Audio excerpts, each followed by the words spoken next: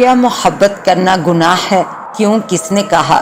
کس نے لکھا؟ کس نے بولا؟ کیوں ہمارے معاشرے میں دو محبت کرنے والوں کو اچھی نظر سے نہیں دیکھا جاتا اور انہیں اچھا نہیں سمجھا جاتا؟ کوئی بھی دو چاہنے والوں کو ملانے کے حق میں نہیں ہوتا۔ لوگ اسے اپنی عزت اور انا کا مسئلہ بنا لیتے ہیں۔ ہر دور میں ایسا ہی تو ہوتا آیا ہے۔ ہر دور میں محبت کرنے والوں کے دشمن موجود رہے ہیں۔ ہیر رانجھا کی محبت کی لازوال داستان سے لے کر مرزا صاحبہ کی محبت تک کے قصے تاریخی محبتوں کے کہانیوں کے نام سے بے شمار کتابوں میں ملتے ہیں۔ محبت پاکیزگی کا نام ہے، لیکن لوگوں نے محبت کو گزرتے ہوئے وقت کے ساتھ اپنی انا کا مسئلہ بنا لیا ہے۔ آج کے دور میں محبت کو ایک الگ ہی نام ملا ہے۔ کچھ جو دل سے چاہ بیٹھتے ہیں انہیں لوگ ملنے نہیں دیتے، اور کچھ ایسے جو غلط راستے پر محبت کا نام لے کر چل پڑتے ہیں، اور کچھ ایسے ہیں جو شادی کرنے کے بعد بھی کہتے ہیں کہ اپنی محبت کو بھول نہیں پائے اور اپنی یادوں کے ساتھ وقت گزارتے ہیں، اور اس میں نام آتا ہے کہ گھر والوں نے ایک ہونے نہیں دیا۔ بات یہ بھی ٹھیک ہے، بہت سے گھر والوں کی وجہ سے بھی ان کے بچے دوہری زندگی جیتے ہیں، اپنی زندگی، عزت اور پورے خاندان کو تباہ کر دیتے ہیں۔ عزت بچانے کے چکر میں خونی داستان بن جاتے ہیں جو ہر گلی محلے کوچے میں زبان زد عام ہوتی ہے۔ میں آج ناظرین کو محبت کی ایک ایسی ہی کہانی سنانے جا رہی ہوں جس میں ایک ساتھ بہت سی زندگیاں تباہ ہوئی، وہ بھی صرف عزت کے نام پر۔ آج کے دور میں یہ سب دیکھ کر یہ تو اندازہ لگا ہی سکتے ہیں کہ محبت صرف ایک سایہ بن گئی ہے جسے ہم دیکھ تو سکتے ہیں لیکن چھو نہیں سکتے۔ نندنی اپنے دو بھائیوں کی اکلوتی بہن تھی جو اپنے ماں باپ کے ساتھ بھارت کے ایک گاؤں یمنا نگر میں رہتی تھی۔ بھائی اس سے دونوں بڑے تھے اور اپنے گھر بار والے تھے۔ دونوں بھائی اپنے باپ کے ساتھ کھیتوں میں کام کرتے تھے، اور راج نندنی اپنے والدین ہی نہیں اپنے بھائیوں کی بھی لاڈلی تھی۔ وہ جو بولتی اس کی ہر خواہش اس کے کہنے پر پوری ہوتی۔ نندنی میٹرک پاس کیا، اعلیٰ تعلیم حاصل کرنے کے لیے کالج جانے کی ضد کی جو اس کے گھر والوں نے پوری کر دی۔ جیسے اس کی ہر ضد پوری ہوتی تھی، کالج جانے کے لیے انہیں شہر جانا پڑتا تھا۔ نندنی کے ساتھ اس کی ایک دوست لاجونتی بھی کالج جاتی تھی۔ وہ دونوں ایک ہی کلاس میں تھی اور بچپن سے ایک ساتھ پڑھتی آ رہی تھی۔ اب کالج کی تعلیم بھی وہ دونوں ایک ساتھ پوری کرنا چاہتی تھی۔ کالج کی زندگی ان کے گاؤں کی زندگی سے بالکل الگ تھی۔ بہت جلد وہ اپنی نئی زندگی میں ڈال گئی۔ دن گزرتے گئے اور وہ دونوں اپنی پڑھائی میں خوب محنت کرتی تھی۔ اور ایک دن جب لاجونتی اور نندنی اپنی سہیلیوں کے ساتھ کنٹین میں بیٹھی تھی تو نندنی کی نظر اپنے سامنے والے میز پر بیٹھے ہوئے انیل پر پڑی جو اسے ہی دیکھ رہا تھا۔ نندنی کو پہلی ہی نظر میں اس سے پیار ہو گیا اور انیل کی آنکھوں میں تو اس کے لیے محبت کا دریا بہہ رہا تھا۔ کچھ دیر وہ وہاں پر بیٹھی رہی، پھر اپنی سہیلیوں کے ساتھ چلی گئی۔ انیل تھرڈ ایئر کا اسٹوڈنٹ تھا۔ نندنی کلاس میں بھی صرف انیل کے بارے میں سوچتی رہی۔ لاجونتی نے نندنی کی کیفیت بانپ لی، پھر اس نے نندنی سے کہا کہ وہ ان دونوں کو چھٹی میں ملوائے گی، جسے سن کر نندنی بہت خوش ہو گئی۔ لاجونتی چھٹی کے بعد ان دونوں کو کالج کی بلڈنگ کی بیک سائڈ پر ملوایا تو انہوں نے دل کی بات بیان کرنے میں دونوں نے ذرا بھی دیر نہ لگائی، اور پھر یہ محبت پروان چڑھنے لگی۔ روز ملنا جلنا ہونے لگا، پیار محبت کے وعدے قسمیں اٹھائی جانے لگی، اور پھر دیکھتے ہی دیکھتے دن ہفتوں میں بیتے، مہینوں میں اور سالوں میں بدلنے لگے۔ انیل کا کالج ختم ہو گیا اور وہ یونیورسٹی میں چلا گیا۔ اب وہ دونوں کالج کے بعد باہر ملتے تھے۔ وقت گزرنے کے ساتھ دونوں کی پڑھائی بھی ختم ہو گئی۔ انیل کو ایک جاب مل گئی، دونوں کی محبت برقرار رہی۔ اور پھر ایک دن نندنی کی ماں نے اس سے کہا کہ گاؤں کے سیٹھ کے بیٹے کا رشتہ اس کے لیے آیا ہے، لڑکا اچھی نوکری کرتا ہے۔ تو نندنی نے اپنی ماں سے کچھ نہ کہا اور اپنے کمرے میں چلی گئی۔ دوسرے دن بازار جانے کے بہانے نندنی نے انیل سے ملنے کا پروگرام بنایا۔ وہ انیل سے ملنے گئی اور اسے اپنی ماں کی ساری بات بتائی۔ اس کی بات سن کر انیل چپ ہو گیا، پھر کچھ دیر بعد بولا، نندنی تم جانتی ہو کہ میری مالی حالت اچھی نہیں ہے۔ میرے ماں باپ نے لوگوں کے گھر کام کر کے مجھے پڑھایا ہے اور ابھی میری نوکری لگے کچھ مہینے ہی گزرے ہیں۔ میں اپنے باپ کو تھوڑا سکھ دینا چاہتا ہوں، ان کی خدمت کرنا چاہتا ہوں، اور پھر شادی کے لیے تمہارے گھر والے میری حالت جب دیکھیں گے تو کبھی رشتہ نہیں کریں گے، میری غربت آڑے آ جائے گی۔ کہاں سیٹھ اور کہاں ایک عام سا غریب، تم کہنا کیا چاہتے ہو انیل؟ میں کیا سمجھوں؟ ان سب باتوں کے لیے ایک کوشش تو ہم کر سکتے ہیں، کیا پتہ گھر والے مان جائیں، اور اگر نہ مانے تو ساری زندگی کے لیے ہمیں جدا کر دیں گے۔ کیا یہ منظور ہے تمہیں؟ تو چلو ہم باغ چلتے ہیں، یہاں سے کہیں دور جہاں ہمارے سوا کوئی نہ ہو۔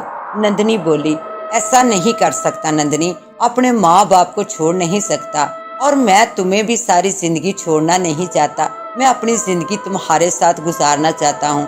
تمہارے گھر والے ہمیں ایک نہیں ہونے دیں گے، کیونکہ تمہارے گھر والے ہم کو نیچ ذات والے کہتے ہیں جو ان کے گھروں میں کام کرتے ہیں۔ تم وہاں شادی کر لو جہاں تمہارے گھر والے کہتے ہیں، ہم دونوں ہمیشہ ملتے رہیں گے۔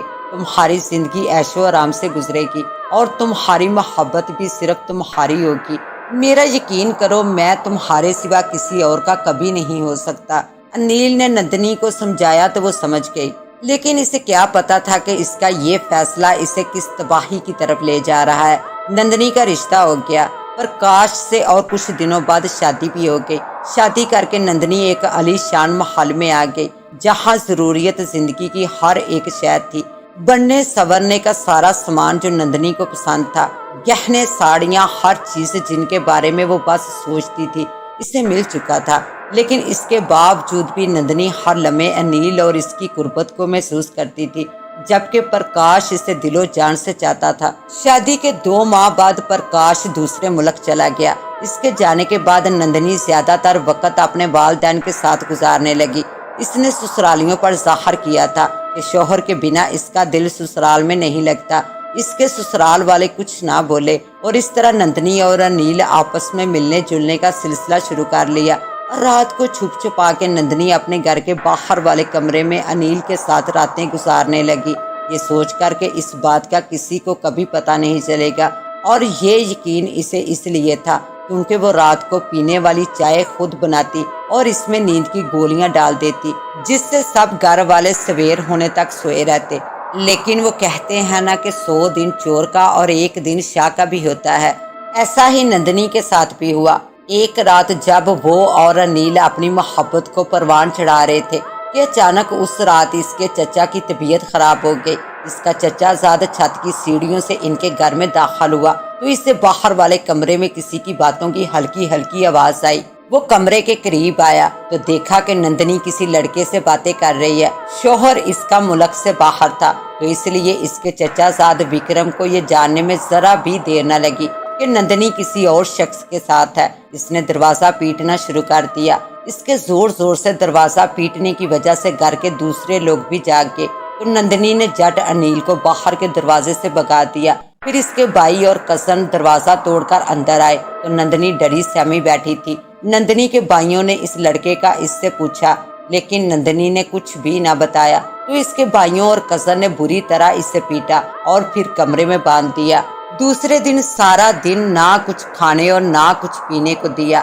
نندنی کے چچا اور کزن نندنی کے باپ بھائی کے سامنے عزت کا رونا رونے لگے اور غصے کو ایسی ہوا دی کہ ان کی باتوں میں آ کر نندنی کے باپ بھائیوں نے نندنی کو زہر دے کر اس دنیا سے رخصت کر دیا۔ نندنی اپنی غلطی اور محبت کرنے کی اتنی بڑی قیمت چکا چکی تھی، محبت جو کسی بھی چیز کو سوچنے سمجھنے نہیں دیتی، اس لیے نندنی نے جان نشاور کر دی۔ نندنی کو مارنے کے بعد اس کے گھر والوں کا جیسے سکھ چین ہی چھن گیا۔ نندنی کے باپ بھائی چچا کزن کو ہر جگہ نندنی نظر آنے لگی، سفید ساڑی میں روتی ہوئی جو اپنی جان کی بھیک مانگ رہی تھی، اور پھر دوسرے پل میں سرخ انگارہ ہوتی آنکھوں سے یہ پوچھتی کہ محبت کرنا کوئی گناہ ہے جو مجھے مار دیا اور شادی بغیر پوچھے کر دی اور عزت کی دہائی دیتے ہوئے میری جان لے لی۔ تم سب کو بھی ایسے ہی اپنی جان دینی پڑے گی۔ جن لوگوں نے نندنی کو مارا تھا ان کی زندگی اذیت ناک ہو گئی تھی، نہ رات کو چین اور نہ دن کو آرام۔ ان کو جب بھی نندنی نظر آتی تو وہ سب اس کے آگے رونے گڑ گڑانے لگتے اور معافی مانگتے، لیکن نندنی اپنے فیصلے پر اٹل تھی۔ وہ ہر حال میں ان سے اپنی موت کا بدلہ لینا چاہتی تھی۔ اور پھر ایک رات ان کی موت کی آخری رات ثابت ہوئی۔ وہ پانچوں ایک کمرے میں جمع تھے کہ اچانک نندنی کی روح ظاہر ہوئی۔ پھر کیا تھا، نندنی پر نظر پڑتے ہی وہ چیخو پکار کرنے لگے، لیکن ان کی چیخو پکار بیکار ثابت ہوئی۔ نندنی نے ان کو اذیت ناک طریقے سے ہلاک کر دیا۔ صبح اٹھتے ہی نندنی کے گھر شور مچ گیا۔ ایک ساتھ 5 لوگ جنہوں نے اپنی جان خود لی، وہ نندنی کے بھائی، باپ، کزن اور چچا تھے۔ ان سب نے ان 5 کی موت خودکشی لگتی تھی۔ ہر شخص اپنی اپنی جگہ حیرانگی سے کہتے کہ یہ کیسے ہو سکتا ہے کہ 5 نے خودکشی کر لی، لیکن لوگ حقیقت سے دور تھے۔ انہیں کیا پتا تھا کہ نندنی نے انہیں اس حال کو پہنچا دیا تھا۔ کسی انسان کو یہ حق نہیں پہنچتا کہ وہ کسی کو مار دے، لیکن ایسا کرنے والے بھی اذیت ناک حالات سے دو چار ہو جاتے ہیں۔ زندگی اللہ کی عطا کردہ نعمت ہے، لیکن جو لوگ زندگی کی قدر نہیں کرتے ان کی دردناک موت ہوتی ہے۔ لیکن سب کو اپنے اپنے انجام کے متعلق بھی سوچنا چاہیے۔ ہر کسی کو ایسا کرنے سے پہلے یہ سوچ لینا چاہیے کہ اللہ ایک ہے، وہی سزا اور وہی جزا دینے والا ہے۔ اکثر بندے اپنے راستے سے بھٹک جاتے ہیں اور خود کو عزت اور انا کے لیے ہلکان کر بیٹھتے ہیں، اور پھر جو غلطی کرتے ہیں وہ پھر ایسی دردناک سزا پاتے ہیں جیسی نندنی کے گھر والوں نے پائی۔ اس کے ساتھ ہی اب مجھے دیں اجازت، ملتے ہیں انشاءاللہ ایک نیو کہانی کے ساتھ۔ تب تک کے لیے اللہ نگہبان۔